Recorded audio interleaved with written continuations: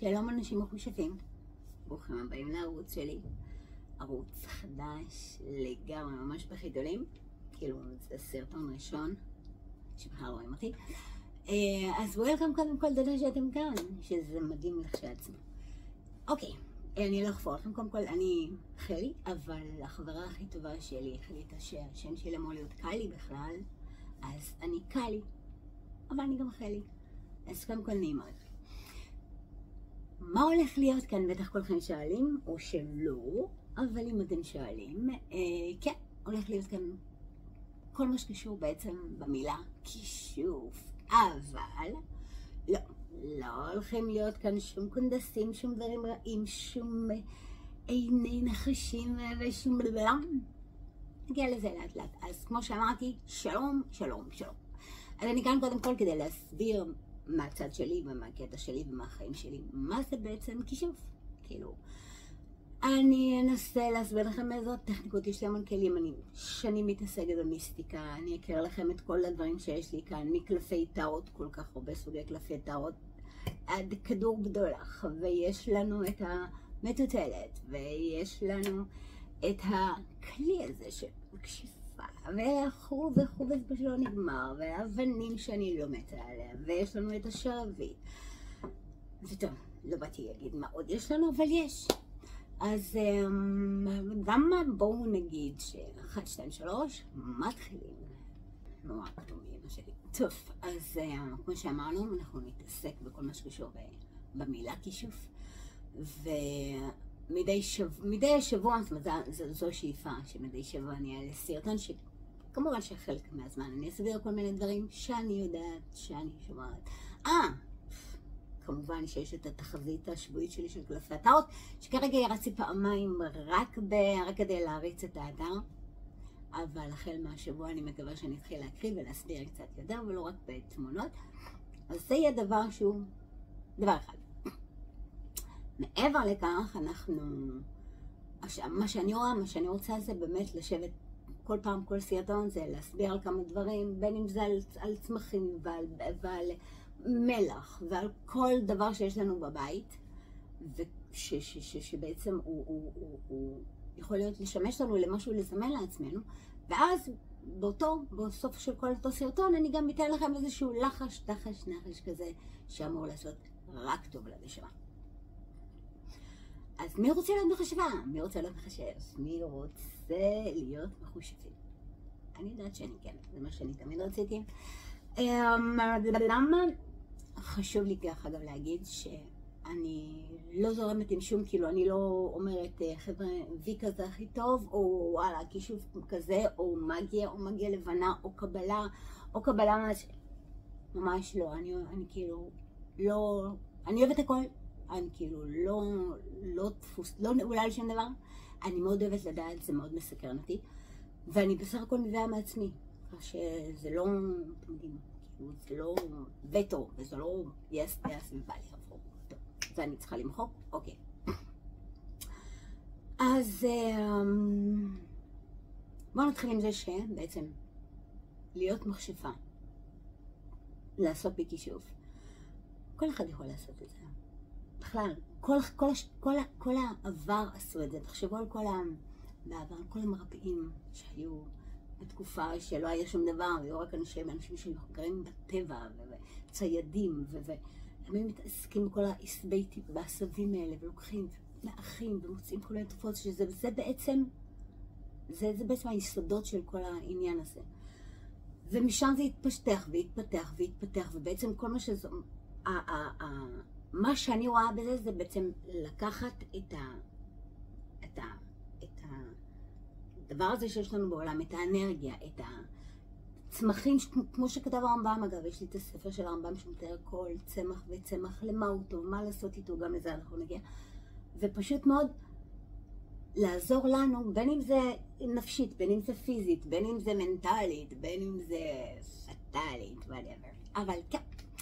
אבל חשוב לדעת שכמו שספורט עושים מתאמנים וזה עושים מתאמנים, גם כאן צריך להתאמן. זה לא לשבת וזה פשוט לאמן קודם כל את הראייה ואת התפיסה ואת האמונה, כי אתם יודעים, יש כאלה, הלאה, מה פפי, מה פפה.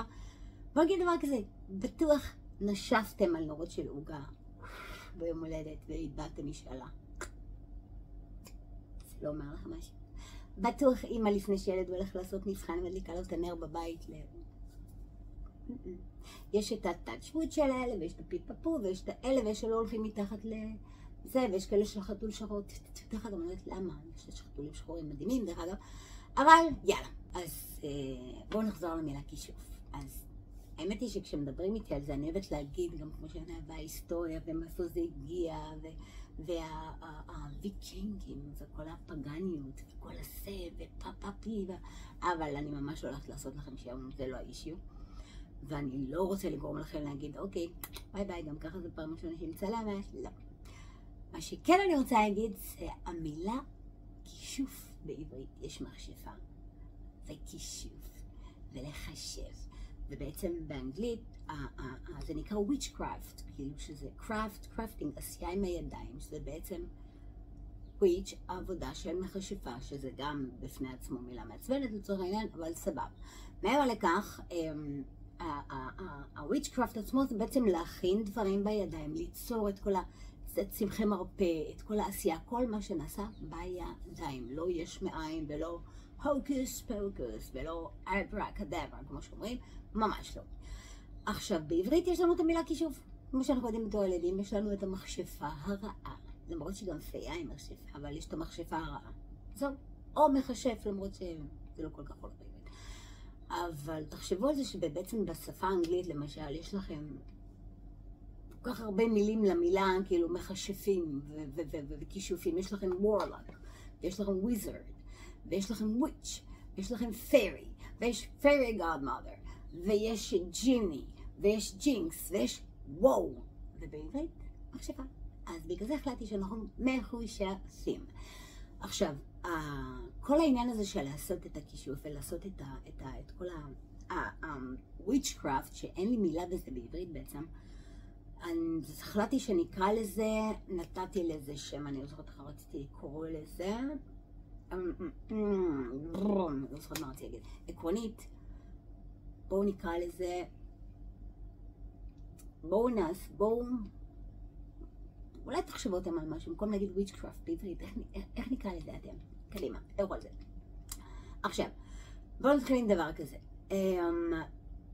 קראתי, מלאכת הכישוף שנים קיימת, ובעבר זה היה, בעבר כשלא היה את האינטרנט, ולא היה מחשבים, ולא היה טלפונים, ולא היה טלוויזיות, ולא היה שום דבר אחר, והיו ספרים, וההורים היו יושבים, מקריאים ספר לילד, והפרי, והמשאפה, והשדים, והצייד,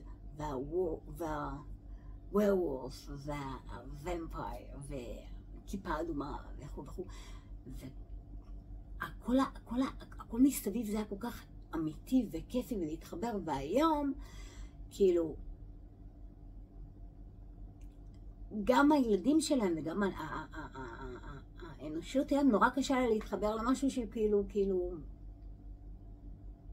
הזוי, פטלי, דפוק.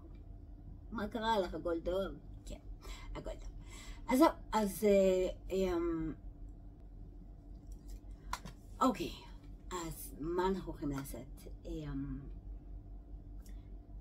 שוב, כמו שאמרתי בהתחלה, ממש לא הולכים לעסוק. אני לא הולכת לדבר איתכם או להיכנס לדברים שהם אמורים לפגוע באנשים. לא שום דבר שהוא בא מהצד השלילי. נטו, לזמן לנו אושר, לזמן לנו הגנות עם משהו שפוגע בכם ואתם מרגישים, לעשות הגנה לעצמכם, לתאר הכל, לזמן לכם אושר, יופי, אהבה עצמית, אהבה, הגנות וזימונים לעצמנו. שום דבר אחר, נטו. ויש המון דברים כאלה. גם משתתים, כאילו שאתם לא נכון, אני אדבר איתכם על דברים מאוד שמצחיקים אותי. אנחנו נלמד גם להכין סיג'ל, מי שיודע מה זה סיג'ל? סיג'ל בעברית חותמים, זאת אומרת, כאילו לעשות לכל אחד מכם שיהיה לו סמל אישי משלו, כמו שיש את חותם שלמה כמובן, אני ממש לא מתאמרת, או כל דבר שהוא נותן לנו איזושהי תחושה של מה, אפשר לעשות את זה על ידי כל אחד לעצמו, אני גם את זה אלמד, לעשות סמל במשהו וליצור לעצמו את הכוח שלו. גם לזה אנחנו נגיע. רגע, היום אנחנו נדבר על מלח. כן, המלח, ונכין משהו על מלח. קודם כל מלח. מלח. יש אותו נהלים מאז ומעולם, המלח קיים. יש אותו בכל בית, יש לנו אותו בכל מקום, ובישראל עוד יש את ים המלח, אז בכלל. הוא משמש כהגנה, הוא משמש כניקוי, הוא משמש כניקוי פיזי בבית, כן. הוא אחד הדברים הכי טובים לטיהור. אז אנחנו נלמד היום להכין מלח שחור. עקרונית, מלח יש לו גם המון, יש לזה משמעות מעבר למה מסתתר מאחורי. אומרים, כשמגדירים בן אדם, יש את הביטוי מלח הארץ, להגדיר את ה... נכון, יש דבר כזה שנקרא לזרות מלח על הפצעים, יש דבר כזה שנקרא אשת לוט עמדה כנציב מלח, כן, יש לנו הרבה דברים של מלח, וכמובן יש את מלח מים, יהיה קטן של מלח מים, הדברים. אגב, גם זה סוג של מלח מים, אף פעם לא הבנתי איך הדבורה אמורה לדעת שמלח ומים, לא משנה. בכל מקרה, מלח מים. אז אגב, אתן לכם עוד משהו ככה ממני. בעבר, לפני שהיו סוחרים בכספים, היו סוחרים במלח. שמלח באנגלית נקרא salt. והימאים וכל מי שהיה סוחר, היו סוחרים במלח, הם היו מקבלים את המשכורת שלהם, את השכר במלח. salary. פה באה מילה salary באנגלית, שכר, בגלל שהם שכרו ב-salt. מעבר לכך גם המילה salad, קוראים בגלל המלח ששמים בה. salad, היא נקראת salad, וזה המון מידע ממש לא מעניין. אז זהו, אז מה אנחנו נעשה עם המלח היום? אנחנו נתחיל עם לנקות את הבית. כשמנקים את הבית צריך לנקות אותו גם מהאנרגיה. הרי כל בן אדם שנכנס אלינו הביתה, משאיר האנרגיה שלו. אנחנו שחוזרים בחוץ הביתה מעבודה, האנרגיה נשארת. מעבר לכך שהבית נקי צריך לנקות אותו גם אנרגטית. אז את זה אנחנו נלמד היום. וואו, מיד חוזרים.